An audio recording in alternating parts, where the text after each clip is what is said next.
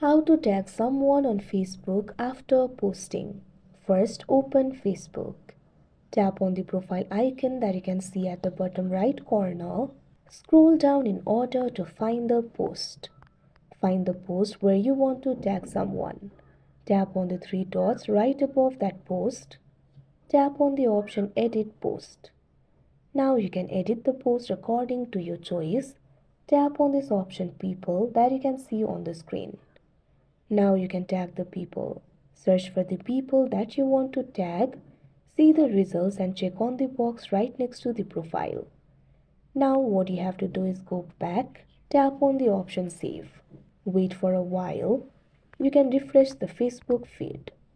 Now you can see over here the post will be tagged to that particular person.